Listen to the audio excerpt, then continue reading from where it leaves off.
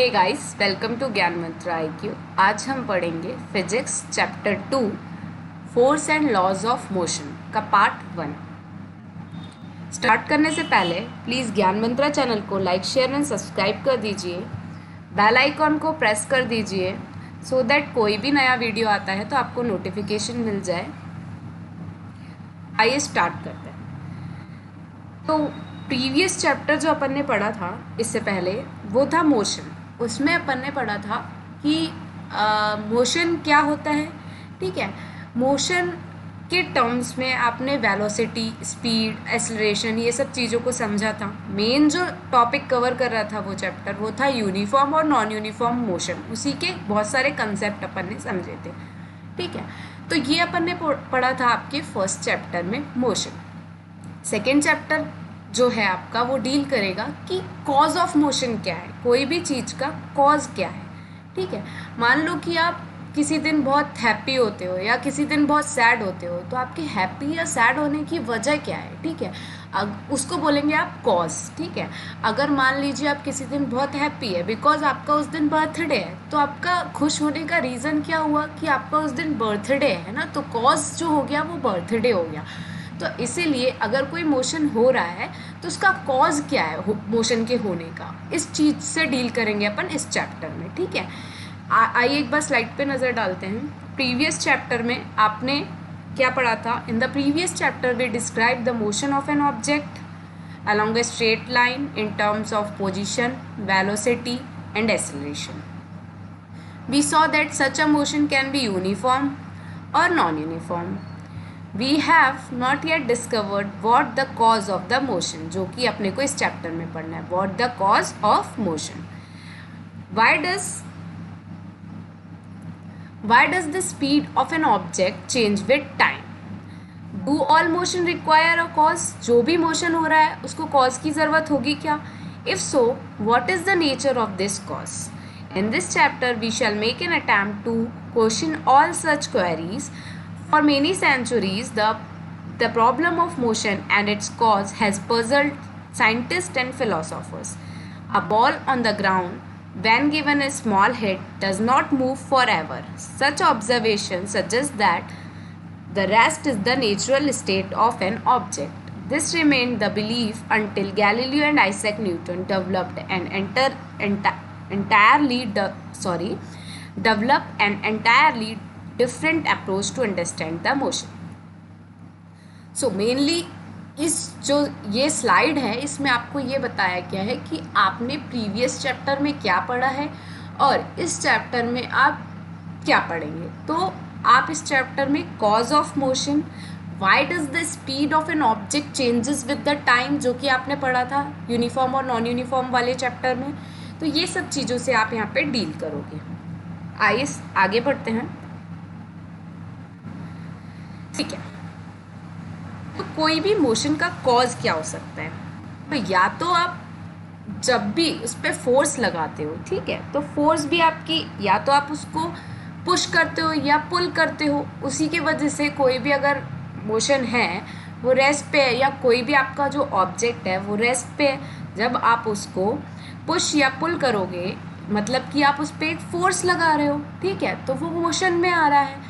तो पुशिंग और पुलिंग जो आप कर रहे हो, फोर्स लगा रहे हो और उसको मोशन में लेके आ रहे हो, तो आपका जो पुशिंग एंड पुलिंग है वो एक तरीके से कॉज हो गया उस ऑब्जेक्ट के मोशन में आने के लिए। ठीक है, मान लीजिए कि आप कभी भी क्या है कि कोई भी शॉप पे जाते हो, रेस्टोरेंट में जाते हो, जब आप मॉल में घुसते हो आपको डिफरेंट ब्रांड्स दिखते हैं, जैसे रीबॉक का शोरूम है, ठीक है, मैक्स का शोरूम है। तो आप जब जाते हो आपको सामने एक गेट दिखता है जहाँ पे लिखा होता है पुश और पुल। ठीक है, तो जो आपका गेट है वो तो एट प्रेजेंट रेस्ट पे होगा।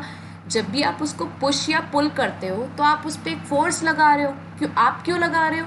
क्योंकि आपको अंदर जाना है। ठीक है, तो ये आपका कॉज हुआ। लेकिन गेट क्यों मोशन में आया?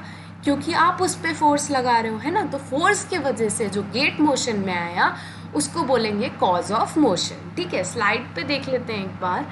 In our everyday life, we observe that some effort is required to put a stationary object into motion or to stop a moving object. जो अपनी एवरीडे लाइफ में आप ये ऑब्जर्व करते हो कि कोई भी ऑब्जेक्ट है उस अगर स्टेशनरी पोजीशन पे है तो उसको मोशन में लाने के लिए आपको कुछ एफर्ट लगाने पड़ेंगे। जैसे कि आप गेट का एग्जांपल ले लो मॉल के, तो आप उसको जब पुल और पुश कर रहे हो तो गेट मोशन स्टेशनरी था तो आप उसको मोशन में लेके आ गए। We ordinary experience this as a muscular effort. आप क्या लगा रहे हो, खुद की बॉडी एफर्ट लगा रहे हो उस गेट को खोलने के लिए। एंड से that we must push or hit or pull on an object to change its states of motion. The concept of force is based on push, hit or pull. Pushing, hitting and pulling of object are always of bringing object in motion. मतलब आप कोई भी object को motion में कब ला सकते हो, या तो उसको पुश करो, हिट करो या पुल करो। ये 3 स्टेट है जिसके थ्रू आप मोशन में ला सकते हो कोई भी ऑब्जेक्ट को। They move because we make a force act on them. जैसे कि आप यहाँ पे देख रहे हो, ये ट्रॉली जो है, ये एक बच्चा है, ये ट्रॉली को लेके जा रहा है, तो ये जो ट्रॉली है वो मूव कर रही है along the direction we pushed it. मतलब कि ये जो बच्चा है ये ट्रॉली को जो जिस डायरेक्शन में पुश कर रहा है उस डायरेक्शन में इसकी ट्रॉली मूव कर रही है। तो जो ट्रॉली मूव कर रही है बिकॉज कि ये बच्चा उस पर फोर्स लगा रहा है। ठीक है, द ड्रॉयर इज पुल्ड। ठीक है, आप यहाँ पे एक टेबल देख रहे हो जिसमें एक ड्रॉअर है। ठीक है, अब ये जो हैंडल लगा हुआ है उससे आप इसको क्या कर रहे हो, पुल कर रहे हो। तो इसको पुल कर रहे हो तो ये तो रेस्ट में था ना भाई, ये मोशन में आ गया जब आपने इसको पुल किया, मतलब आपने इस पर फोर्स लगाई। The hockey stick hits the ball forward. ठीक है, ये हॉकी स्टिक है, ये बॉल है। ठीक है, अब ये दोनों जब स्टार्ट करती है ये बच्ची खेलना तो एट उस टाइम पे ये दोनों स्टॉप हैं। ठीक है, जैसे ही ये हॉकी स्टिक को मूव कराती है इस बॉल को मारने के लिए तो ये दोनों के दोनों मोशन में आ जाते हैं। मतलब ये गर्ल जो है वो उस पर फोर्स लगा रही है, तो ये कॉज हो गया इसके मोशन का। यही चीज़ अपन पढ़ेंगे इस चैप्टर में कि what was the cause of motion. ठीक है, जब भी आप कोई ऑब्जेक्ट पे फोर्स लगाते हो, ठीक है, तो उस फोर्स की वजह से क्या क्या इफेक्ट आ सकते हैं। जैसे कि आप इस डायग्राम में देख पा रहे होगे, ये एक बॉल है जो कि राउंड शेप की है। ठीक है, जब आप इस पे फोर्स लगा रहे हो अपने दोनों हाथ से तो इसका शेप थोड़ा सा चेंज हो रहा है। मान लीजिए एक स्प्रिंग है। ठीक है, जब आप इसके दोनों एंड से स्प्रिंग को खींचते हो तो ये क्या हो गई, इसकी लेंथ जो है एलोंगेटेड हो गई। ठीक है, इसको आप बोलोगे कि आपने फोर्स लगाया है। फोर्स की वजह से आपका जो शेप एंड साइज है ऑब्जेक्ट का वो चेंज हो गया। एक आप इसी का एग्जांपल ऐसे ले सकते हो, आपका एक बलून है। ठीक है, उस मान लीजिए ये 2 हाथों के बीच में आपका बलून रख लिया आपने। जब आप उसको ऐसे फोर्स लगाओगे इसी तरीके से तो आपके बलून का शेप चेंज हो जाएगा। लेकिन रिमेंबर कि आप ऐसी फोर्स ना लगाएं कि आपका बलून बर्स्ट ही हो जाए। ठीक है, एक बार स्लाइड पे देख लेते हैं। We are also familiar with the fact that a force can be used to change the magnitude of velocity of an object.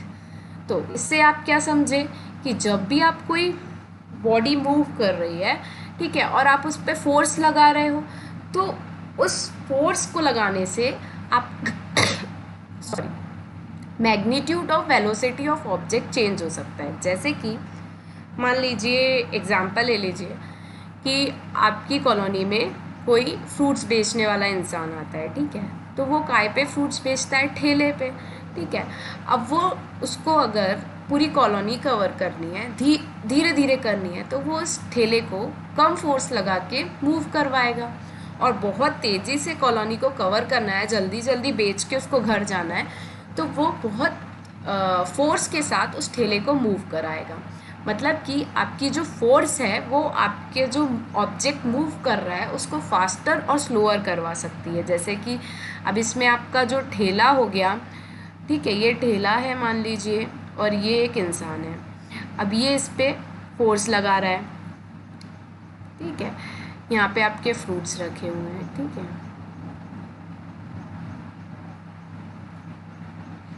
Take it as example. तो आप जब ये इंसान इस ठेले पे फोर्स लगाएगा तो इस ठेले को वो मूव करवा सकता है, कैसे कैसे मूव करा सकता है, या तो बहुत फास्टर करवा सकता है या स्लोअर करा सकता है, ये इसकी फोर्स पे डिपेंड करेगा। ठीक है, यही चीज़ समझा रही थी मैं आपको। और फोर्स क्या कर सकती है, change is direction of motion. Direction of motion को भी, जैसे मान लीजिए आप इधर जा रहे थे, ठीक है, आप जब कार पार्क करते हो या जब आप कार चलाते हो, ठीक है, तो आप अपनी, मान लीजिए आपकी कार सीधे जा रही है, ठीक है, आप स्टीयरिंग को ज़्यादा फोर्स नहीं लगा रहे हो, सीधे जाती जा रही है। जैसे ही आप स्टीयरिंग है आपकी, उसको इस साइड घुमाओगे तो आपकी कार इस साइड आ जाएगी, मतलब कि आपका डायरेक्शन ऑफ मोशन फोर्स लगाने पे चेंज हो जाएगा। ठीक है, नेक्स्ट कंसेप्ट आएगा बैलेंस्ड एंड अनबैलेंस्ड फोर्स। तो बैलेंस और अनबैलेंस्ड फोर्स क्या होती है, इसको समझने की कोशिश करते हैं। यहाँ पे आप एक डायग्राम देख पा रहे होगे, जो कि एक टेबल का डायग्राम है, और इस पे एक बॉक्स रखा हुआ है, एक वुडन बॉक्स रखा हुआ है। ठीक है, यहाँ पे आप एक एक्स पॉइंट और एक वाई पॉइंट को भी देख पा रहे होगे। ठीक है, अब ये जो वुडन बॉक्स है आपका, वो स्टेशनरी पोजीशन पे रखा हुआ है। एक टाइम के बाद एक्स और वाई दोनों फोर्स लगाना चालू करते हैं। एक्स जो है वो इस बॉक्स को इस साइड खींचने की ट्राई करता है, ठीक है, और जो वाई है वो इस बॉक्स को इस साइड खींचने का ट्राई करता है, लेकिन बॉक्स मूव ही नहीं करता है। क्यों? क्योंकि जो एक्स फोर्स लगा रहा है वो इक्वल है जो वाई फोर्स लगा रहा है उसके। ठीक है, इसी को बोलते हैं अपन बैलेंस्ड फोर्स। मतलब कि जब बैलेंस्ड फोर्स लगती है, जब ऑब्जेक्ट आपका मूव नहीं करता है। ठीक है, दूसरा केस आप क्या ले सकते हो कि मान लीजिए एक्स क्या हुआ, अभी लंच करके आ गया बहुत सारा, ठीक है, तो फिर क्या होगा कि एक्स ने क्या किया, ज़्यादा फोर्स लगा दी। ठीक है, एक्स ने ज़्यादा फोर्स लगा दी वाई से, तो ऑब्जेक्ट कहाँ पे मूव होने लगेगा, एक्स टूवर्ड मूव होने लगेगा। तो इसी को अपन अनबैलेंस्ड फोर्स कहेंगे। ठीक है, फर्स्ट वाला जो केस बताया था वो बैलेंस फोर्स का था, सेकंड वाला जो बताया था वो अनबैलेंस्ड फोर्स का था। एक बार स्लाइड पे नज़र डाल लेते हैं। Wooden block on A horizontal table, two strings x and y are tied to two opposite faces of the block as shown। ये आपका वुडन ब्लॉक है, ठीक है, ये आपकी हॉरिजॉन्टल टेबल है, स्ट्रिंग्स आपकी x और y है। ठीक है, if we apply a force by pulling the string x, the block begins to move to the right। अगर आप पुल करते हो x के टूवर्ड्स, तो आपका ब्लॉक जो है वो मूव होने लगता है राइट साइड में। ठीक है, similarly if we pull the string y, the block moves to the left, but if the block is pulled from both the side with equal forces, the block will not move. Such forces are called balanced force and do not change the state of rest or motion of an object. ठीक है, ये चीज़ एक बार और diagram के through समझने का try करते हैं। मान लीजिए आप सबसे पहले आपका स्टेशनरी था ऑब्जेक्ट, ठीक है, ये जो वुडन बॉक्स है वो स्टेशनरी रखा हुआ है। सबसे पहले आप एक्स की तरफ से फोर्स लगाते हैं, तो आपका जो बॉक्स है वो एक्स के टूवर्ड्स मोशन में आ जाएगा। फिर आपने फोर्स लगाई वाई के तरफ से, तो वाई के तरफ मूव करने लगेगा बॉक्स। ठीक है, उसके बाद जब आप बैलेंस फोर्स लगाते हो एक्स और वाई दोनों के उससे, तो आपका जो बॉक्स है वो मूव नहीं कर रहा है, और उसको बोलोगे आप बैलेंस फोर्स। जब आप लगाओगे इक्वल फोर्स, ठीक है, और पुल करोगे दोनों साइड से विथ इक्वल फोर्स, तो फिर ब्लॉक आपका मूव नहीं करेगा। ये होती है आपकी balance forces. Now, let us consider a situation in which two opposite forces of different magnitude pull the block. In this case, the block would begin to move in the direction of the greater force. Thus, the two forces are not balanced. The balanced force act in the direction of block moves. ठीक है, तो इसका मतलब क्या हुआ कि जब आपकी अनबैलेंस्ड फोर्स होगी, इसमें आपका ये केस भी हो सकता है कि x जो है ज़्यादा फोर्स लगा रहा है y से, या फिर ऐसे भी बोल सकते हो कि y जो है वो ज़्यादा फोर्स लगा रहा है x से। ठीक है, तो इस केस में क्या होगा कि अगर x ज़्यादा फोर्स लगा रहा है तो x के टूवर्ड्स ब्लॉक मूव करेगा, और y ज़्यादा फोर्स लगा रहा है तो y के टूवर्ड्स ब्लॉक मूव करेगा। ये आपकी हो गई बैलेंस्ड और अनबैलेंस्ड फोर्स। इसको आप एक गेम की तरह भी समझ सकते हो। आपने हमेशा खेला होगा एक गेम जिसमें अपन एक लाइन बना लेते थे और यहाँ पे एक कैप्टन खड़ा हो जाता था, ठीक है, और इस कैप्टन के पीछे इसको पकड़े हुए बहुत सारे लोग ऐसे पीछे खड़े हो जाते थे लाइन बना के। और यहाँ पे सेम जैसे एक टीम ले ली आपने ए और एक टीम ले ली आपने बी, ठीक है, इनके बीच में मैच करवाते थे। ए टीम है, ये बी टीम है, ठीक है। अब ये टीम की और ये टीम के बीच में ये जो है आपकी लाइन है, ठीक है। अब ये दोनों जब हैं हैंडशेक करते हैं, ठीक है। अब ये इंसान, मान लीजिए इसका नाम सुशांत है और इसका नाम आरुषि है, ठीक है। अब आरुषि और सुशांत के बीच में कैप्टन है ये दोनों टीम के, और इनके पीछे बहुत सारे लोग खड़े हुए हैं, ठीक है। अब इनकी टीम बढ़ गई है,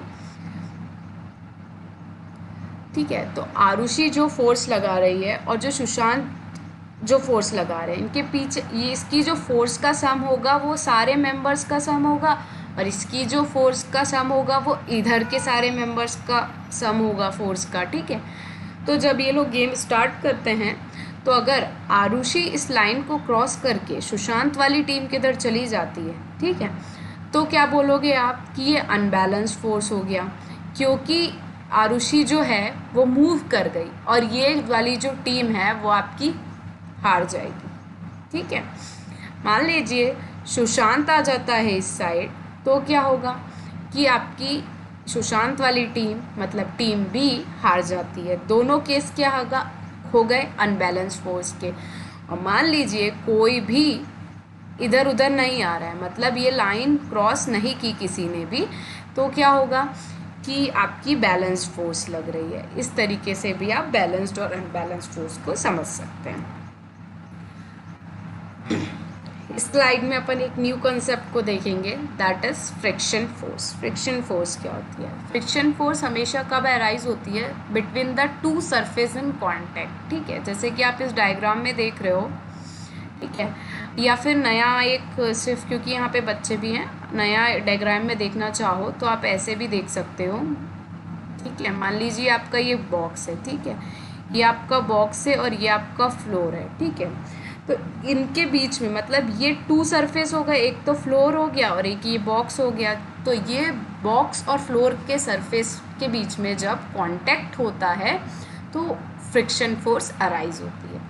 फ्रिक्शन फोर्स कब अराइज होगी? जब दो सरफेस कांटेक्ट में होंगे तो उनके बीच में आपकी फ्रिक्शन फोर्स अराइज होती है। जब आप चलते हो, ठीक है, तो आप भी फ्लोर के टच में आते हो, ठीक है, तो आपके चलने और फ्लोर के बीच में भी फ्रिक्शन फोर्स होती है, ठीक है। तो यहाँ पे आप तीन केस देखोगे कब बॉक्स आपका मूव करता है फाइनली, ठीक है। तो एक बार इस पे नज़र डालिए। What happens when some children try to push a box on a rough floor? If they push the box with a small force, the box does not move because of friction acting in a direction opposite to the push. मान लीजिए ये एक box है, ठीक है, ये दो बच्चे हैं, ये इस बॉक्स को मूव करना चाह रहे हैं, पर जो आपका सरफेस है ना वो बहुत रफ है। तो ये अगर स्मॉल फोर्स लगाते हैं तो क्या ये बॉक्स आपका मूव करेगा? नहीं करेगा, क्योंकि जो फोर्स है वो तो बहुत स्मॉल लगा रहे हैं ना। तो वही चीज़ बोली गई है। What happens when some children try to push a box on a rough floor? If they push the box with a small force, the box does not move. क्यों नहीं मूव करेगा? क्योंकि फ्रिक्शन भी फोर्स लगा रहा है opposite direction में, ठीक है, जिसमें ये पुश कर रहे हैं उसके अपोजिट डायरेक्शन से आपकी फ्रिक्शन फोर्स आ रही है। तो ये क्या हो जा रहे हैं? आपके बैलेंस हो जा रहे हैं। बैलेंस हो जा रहे हैं तो बॉक्स मूव नहीं कर रहा है, ठीक है। तो केस 1 में क्या लिया आपने? This friction force arises between the two surface in contact. जब टू सरफेस कांटेक्ट में होंगे तो आपके फ्रिक्शन फोर्स लगती है, ये चीज़ मैंने आपको बताई थी। तो in this case between the bottom of the box and the floor rough surface, यहाँ पे अपन एक रफ सरफेस सा बना देते हैं, मैंने ये बना दिया आपने, ठीक है। तो बॉक्स और सरफेस, रफ सरफेस, इसके बीच में आपका फ्रिक्शन फोर्स अराइज हो रहा है। It balance the pushing force, therefore the box does not move, ठीक है। तो यहाँ से क्या है, बच्चे पुश का फोर्स लगा रहे हैं, यहाँ से फ्रिक्शन फोर्स आपकी फोर्स लगा रही है, ठीक है। तो कुल मिला के क्या हुआ कि बॉक्स जो है आपका मूव नहीं कर रहा है, क्योंकि ये कौन सी आपकी फोर्स हो गई, बैलेंस फोर्स हो गई, पुशिंग फोर्स इक्वल हो गई फ्रिक्शनल फोर्स के, तो बॉक्स जो है वो आपका मूव नहीं कर रहा है, ठीक है। दूसरा केस आप क्या लोगे, the children push the box harder but box still does not move. उनने अपनी फोर्स तो बढ़ाई पहले से, ठीक है। इस केस में जो फोर्स लगा रहे थे वो पुशिंग की, इसमें उनने बढ़ा दी और बढ़ा दी, ठीक है। This is because the friction force still balance the pushing force. If the children push the box harder still the pushing force become bigger than the frictional force, ठीक है। इनने थोड़ी सी तो आपकी पुशिंग फोर्स बढ़ाई, पर स्टिल जो box है वो मूव नहीं हो रहा। क्यों नहीं हो रहा, क्योंकि अभी भी जो आपकी फ्रिक्शन फोर्स है और जो पुलिंग फोर्स है वो इक्वल होगी, ठीक है। अब उनको तो नहीं पता ना कि अभी कितनी फोर्स इनको और लगानी है, वो तो सिर्फ ट्राई कर रहे हैं। जिस टाइम पे फ्रिक्शन फोर्स से आपकी पुलिंग फोर्स, दो फोर्स लग रही है ऑब्जेक्ट को मूव करने के लिए, ठीक है। तो जब जिस पॉइंट पे ये पुलिंग फोर्स ज़्यादा हो जाएगी फ्रिक्शन फोर्स से, उस पॉइंट पे आपका जो बॉक्स है वो मूव करने लगेगा। यहाँ पे थर्ड जो आप केस देखेंगे उसमें आप ये देख पाओगे कि यहाँ पे क्या हुआ कि ये क्या हो गई, फ्रिक्शन फोर्स लग रही है और एक आपकी पुलिंग फोर्स लग रही है। पुलिंग फोर्स जैसे ही फ्रिक्शन फोर्स से ज़्यादा हो गई तो ये एक अनबैलेंस फोर्स हो गई और बॉक्स क्या हो गया, स्टार्ट कर दिया मूव करने के लिए, ठीक है। और दूसरे एग्जाम्पल से समझना चाहो तो आप जब साइकिल चलाते हो, तो साइकिल चलाते हो तो जब आप उसमें पैडल मारते हो, ठीक है, तो आपकी साइकिल चलती है। जब आप पैडल मारना बंद कर देते हो तो धीरे धीरे आपकी साइकिल बंद हो जाती है, ठीक है, क्योंकि फ्रिक्शन फोर्स उसको बंद करती है। अगर अब आपको अगर रीस्टार्ट करना है अपनी साइकिल को तो आपको फिर से पैडल मारने पड़ेंगे, ठीक है। तो ये भी वही चीज़ है कि आपकी साइकिल अगर मोशन में है और स्टॉप क्यों हुई, फ्रिक्शन फोर्स लग रही है अपोजिट डायरेक्शन से, तो वो स्टॉप हो गई, ठीक है। फोर्स में क्यों आ रही थी साइकिल, क्योंकि आप उस पर पैडल मार रहे थे और फोर्स लगा रहे थे, तो साइकिल मोशन में आ गई। What happens when we ride a bicycle? When we stop pedaling, the bicycle begins to slow down. Slow down में कब आएगी, जब आप स्टॉप कर दोगे पेडलिंग को। This is again because of the friction force acting opposite to the direction of motion. In order to keep the bicycle moving, we have to start pedaling again. It thus appears that an object maintains its motion under the continuous application of an unbalanced force. मतलब कि जब भी आप कोई force लगा रहे हो, इसके अपोजिट में हमेशा आपकी फ्रिक्शन फोर्स रहती है, ठीक है। तो जब तक कि आपकी पुलिंग फोर्स या जो भी फोर्स आप लगा रहे हो, ठीक है, वो ज़्यादा रहेगी फ्रिक्शन से, तो आपका ऑब्जेक्ट मोशन में रहेगा। मतलब कि ये क्या है, अनबैलेंस्ड कंडीशन का केस है, ठीक है आपका। और जैसे ही आपका बैलेंस्ड कंडीशन आ जाती है तो क्या होगा, आपका ऑब्जेक्ट जो है मूव करना बंद कर देगा, ठीक है। सेम केस आप बाईसाइकिल से समझ सकते हो, बॉक्स से समझ सकते हो, डिफरेंट एग्जाम्पल ले सकते हो। अगली क्लास अपन नेक्स्ट वीडियो में करेंगे। Thank you.